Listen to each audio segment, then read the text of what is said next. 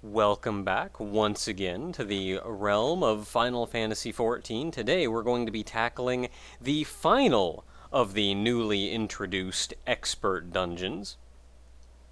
This is the Lost City of Amdapor.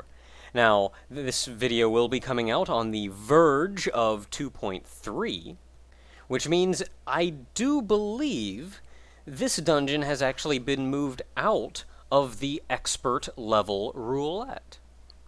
But regardless, it's one of the new ones introduced in 2.2, which means from here we will be able, and I will be ready to jump straight into the new 2.3 dungeons. Now, the Lost City of Amdapor, as opposed to the previous two dungeons, is not a reworking of an existing dungeon. Instead, this one is made completely new. Ogre has volunteered to tank this one once again for us, so let's hop on in and see what it's got in store for us. Now, the Lost City is typically not speedrun like the other dungeons can be, if only because the mechanics in this dungeon and the enemy placement don't really allow for it very well.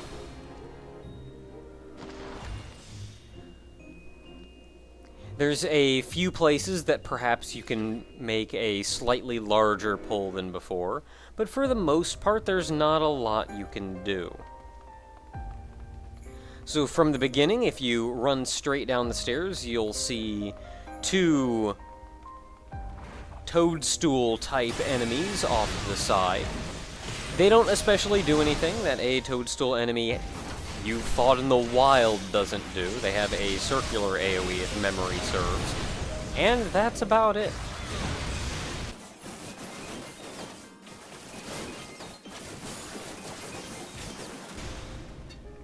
Now, if you do feel like speedrunning, you can grab them and haul them into the next group of enemies coming.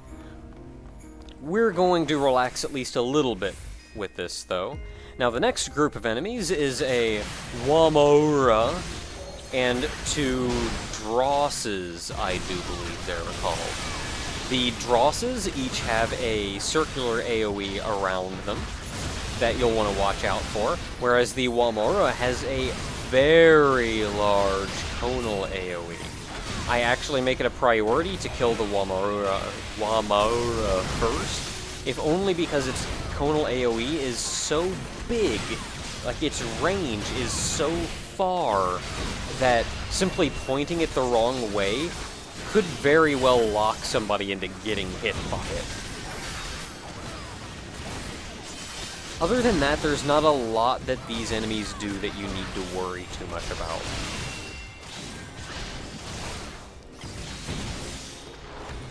Now, wandering, just behind where those couple enemies are, is a gremlin. Now, this enemy actually does something fairly interesting, in that it has an attack called Bad Mouth. This will put a debuff on whoever it hits, because their feelings have been hurt by the words that have been spoken to it by the gremlin. And as you can see, it was done to Ogre. And the hilarious thing is if you target the person who has that status effect on them, since they're feeling so down and dejected, if you type in /comfort and do the comfort emote, it makes the status effect go away. I've just got it on my hotbar. There is a range to that, though. You can't target somebody like... I couldn't do it on either on the healer or the ranged DPS. But other than that, there's just the Wamara, a couple Drosses here. Taking down the Gremlin, I think, is not necessarily your first priority, but it does have a couple nasty things to worry about, such as the Bad Mouth ability, and it does have a circular AoE around itself. So, a priority to take down, but it doesn't necessarily have to be your highest priority. I still consider the Wamora as the highest.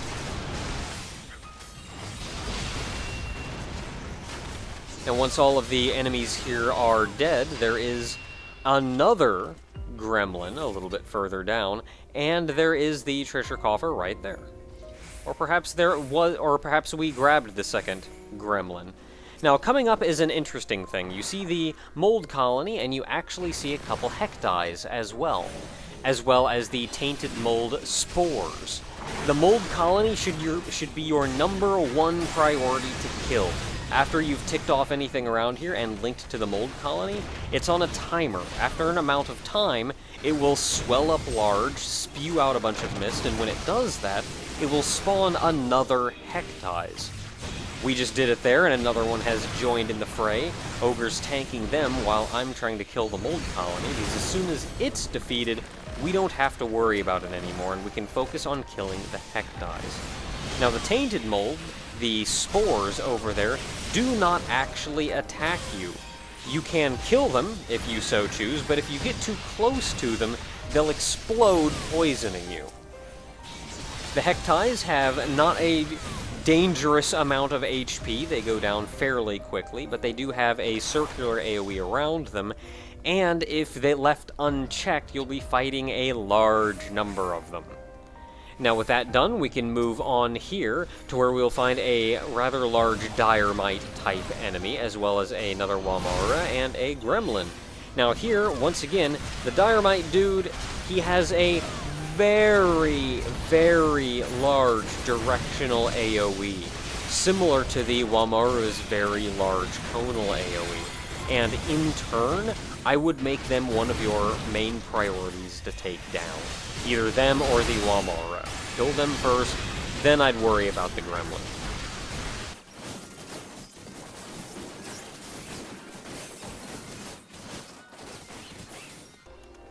So with them defeated, we can walk just around the corner here, where you'll see a fair number of the Dynamite dudes, actually just 2 of them, looking at it.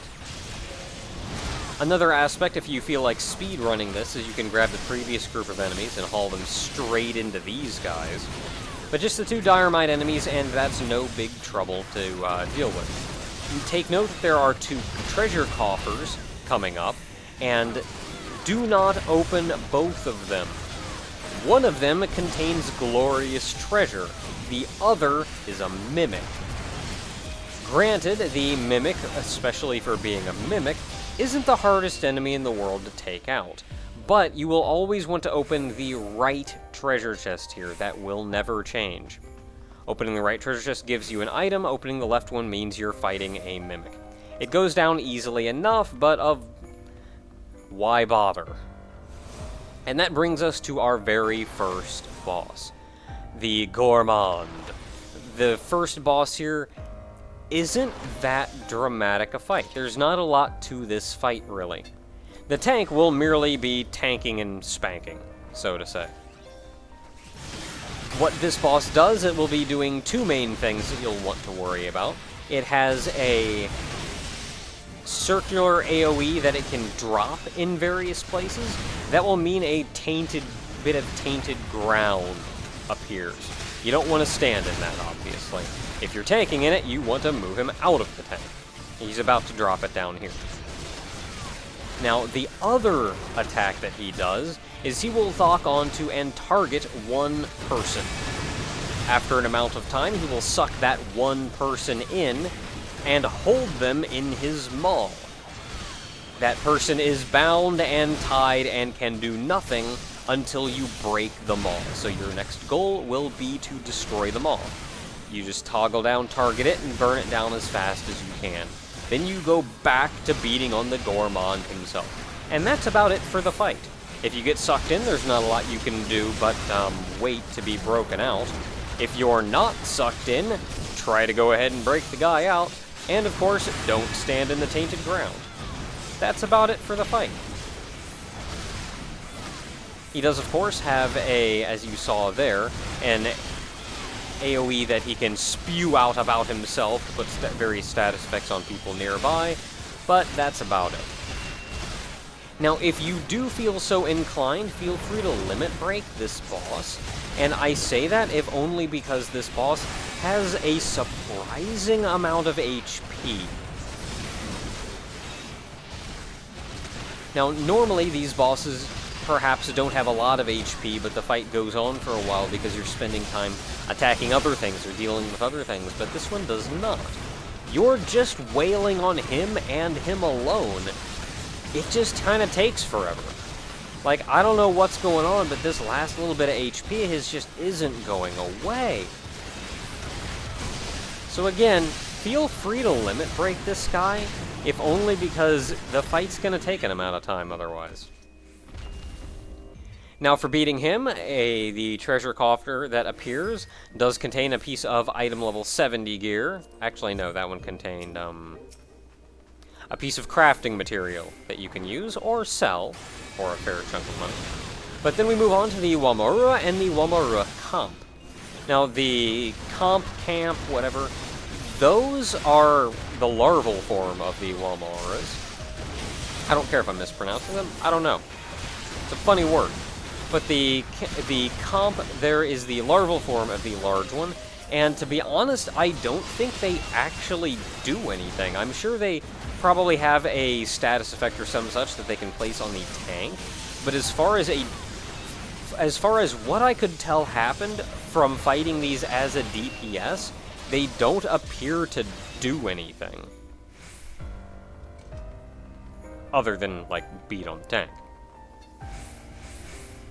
But of course, with them defeated, we'll be seeing more Wamuras, more Wamura comps coming up, and we're greeted by another tainted mold. So as before, you want to take out the one in the middle first. You want to take out the mold colony first, while the tank holds the Hectides off to the side. As soon as the big one is destroyed, focus on the Hectides.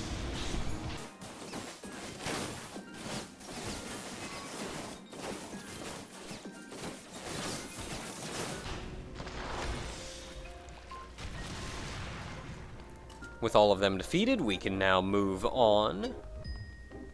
And just around the corner, we'll find an area that is promptly covered in some kind of ooze.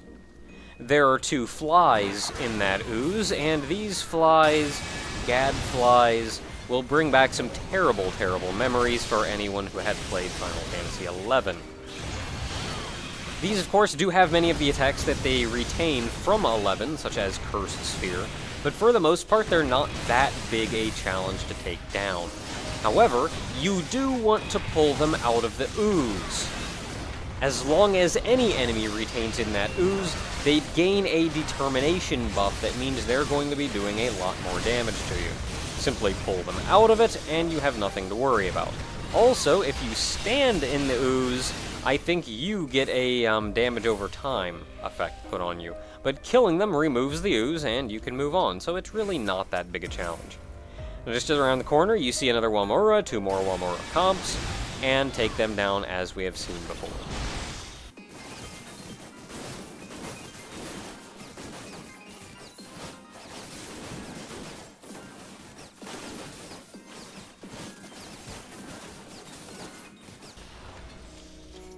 Once again, you'll see 2 treasure coffers. This time, open the left one.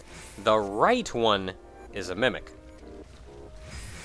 And as you pass through the archway, you'll promptly see the ooze cover the ground once again, and you'll be fighting 2 more gadflies. Fight these exactly as you did previously. Make sure you've pulled them out of the goo, and be prepared for whatever damage they decide to inflict upon the tank.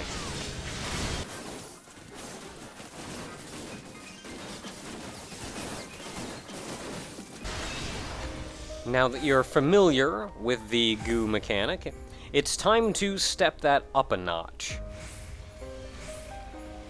And deal with it while you're dealing with a tainted mold, or a mold colony. I need to get over there as fast as I can, and I need to get out of the goo, so I shoulder tackle over, even though in doing so I will trigger one of the tainted molds. But as before, your goal here is to take care of the mold colony. It will continue spawning Hectides. There are already a fair number of Hectides that are spawned, so preventing even more from spawning is very important. And of course, on top of all of that, be very cautious of the goo that will also raise the damage from the Hectides. Once you've killed the colony, go back and take out the Hectides. There'll be a fair number of them. We had 4 this time, and I think we did a pretty good job of killing the colony quick. Usually there's gonna be even another one. But with that done, we can now move on. If you feel like attacking these, by the way, one attack from anything will kill them. But from there, we can move on to the second boss. Now, this second boss is interesting in that he ignores traditional hate. He does not give a crap who has hate on him. However, you see the small Walmara there in the middle of the arena. What you want to do is fight and kill these. When one of them dies, as it dies, it lets loose with a conal AoE in front of it. Whoever gets hit by this, not that conal AoE, you'll see him spew it out. It's that purple mist. Whoever gets hit by that gets a stack of a debuff on them. The boss proper attacks whoever has the most stacks of it. Now be careful, because the tank, of course, will want to go out and beat on these Walmarus constantly. That's what the tank's doing. The tank can ignore the boss. As the tank kills these things, however, it will add additional stacks to the tank. Now, these stacks not only mean that the boss is more inclined to attack him, but it also means that the tank will be taking more damage, as that debuff lowers the target's defense. It's a vulnerability up debuff. But as long as the tank retains a stack of that debuff, you can just wail and let loose on the boss. The boss itself only has a choice few attacks of note. It has a rear conal AoE, so be careful if you're behind it. It'll occasionally poo out a very large green pool of very nasty things that you do not want to stand in. And it also has a directional AoE forward that, though is labeled a wind, looks far more like a laser. Now, at the very start of this fight, of course, you saw Ogre run up and attack the very first Walmara there in the middle of the arena. I refrained, because more often than not, if I run up and attack that enemy, the enemy will die right around the time it does its front conal AoE. The tank will dodge out of the way of the front conal AoE because it doesn't want to get hit by it, but in turn it will also dodge the mist that will actually put the debuff on them.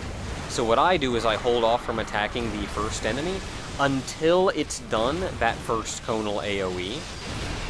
Then I run up and just beat on it until it dies. This ensures the tank will actually get hit by the debuff. And then, as I said before, as the fight goes on, the tank is merely continuing to kill them, and he will retain hate. For beating him, you see 2 items drop. I believe this is, once again, item level 70 gear, as well as crafting material. And then we take step into a dream world. Now, from here, things get a little bit interesting. There's only 2 real pulls before the final boss of the game. You'll see Beelzebub there in the middle of the arena. He is actually continuously being cured by the statues on the side, the white mage stones. Before you can even hurt Balzaphon there, you actually have to destroy both mage stones. On top of that, there is the pull with the regular enemies. Now, one thing you can do that we didn't quite pull off here is simply grab the couple enemies in the area and haul them far enough up. They will link with Balzaphon, but if you pull them far enough up, Balzaphon will be chained to the white mage stones and be unable to follow you as far as the other enemies can.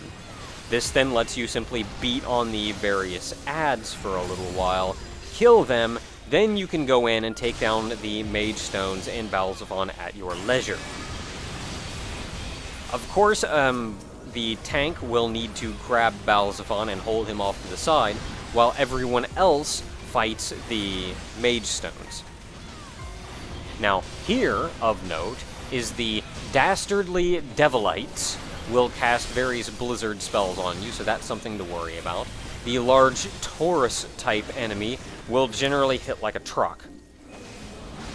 Balzaphon himself doesn't do too much of terrible note. He has a single target damage spell that does damage, because that's what damage spells do. He has another spell that he actually puts a marker down on the floor for. I assume it hurts, but I've never been hit by it, so I couldn't tell you. But once the Mage Stones are defeated and Balzaphon is no longer being cured, you can kill him. It's kind of chaotic, especially for how we handled that one, since we kind of rushed in unprepared, but whatever works for you. A bridge will appear. You can move on to the next treasure coffer that's waiting for us. It'll be either an item level 70 accessory. I do believe it'll actually always be an item level 70 accessory. And we come up to the next Balzaphon, who's chained to 4 white Mage Stones. As you see the range DPS here do, you can actually kill the near white Mage Stones before doing anything else. I think I ticked off Balzaphon, and that was my fault. However, Ogre decided to grab Balzaphon. Now, one thing you can do with this second group is slink your way behind the eyes and kill the Mage Stones. You can actually kill all 4 Mage Stones without fighting any of the eyes. These eyes, by the way, I'm told, hit harder than the boss. So if you do pull them, make killing them your priority. Kill all of them. Kill one of them first, just so the tank is taking 1 less of them damage. Now, you can slink around on the right side, as I did there. You cannot slink around on the left side, or the first eye will see you. Which means you can't go the entire loop around, and then just take the short distance there to get back where Balzaphon is going to be with the tank. If you do work your way all around that 4th Mage Stone, you're going to have to take the long way back. But the whole party can now work their way up and scoot their way over to the boss proper without fighting any of them. Those enemies, by the way, they don't do anything too terribly special. You can handle them like you handled the ads in the previous area. They do, however, hit like a truck. Now the boss, Diablos. Now the main gimmick of this fight is the doors. Generally, you will have either a healer or a ranged DPS mark the doors. As the doors appear, you'll note that 2 doors have the same symbol on them. And they'll all be matched up like that. There will always be 2 doors that have 1 symbol, another 2 doors that have another symbol, another 2 doors that have another symbol, and the final 2 doors have a final symbol. So what you want to do is you want to mark corresponding doors. Say, the blue goober and the blue goober, you want to mark so you know which 2 doors have the same symbol. This is important for what's coming up. As soon as you pull in, the doors appear. You can see the blue goober, the green butterfly, the red dragon. And after a brief amount of time, the doors close and the symbols disappear. So you had a very brief amount of time to mark as many doors as you could. You now need to open the doors in preparation for dodging one of Diablos' attacks that's coming up. The doors can actually be opened at any time, and after you open one door, it will not close. So the easiest thing to do is, as soon as you're done marking them, open one door, and only one door. It'll just stay open chillin', and then wait for Diablos to actually do his attack before opening door number 2. Which you'll see him prepping here as he flies over, glowing red. If you watch the cast time on his bar, you actually want to open the second door right when the cast bar is halfway. If you don't, this happens. It hurts like a son of a gun, and you get like 4 stacks of a really nasty debuff on you. Now, the other thing that Diablos does that is something important to note is he will cast Gravy Ball on you. You'll see the little symbol around you telling you that it's going to be marked, and as far as I can tell, after he hits one person with it the first time, he will continue to target that same person with it.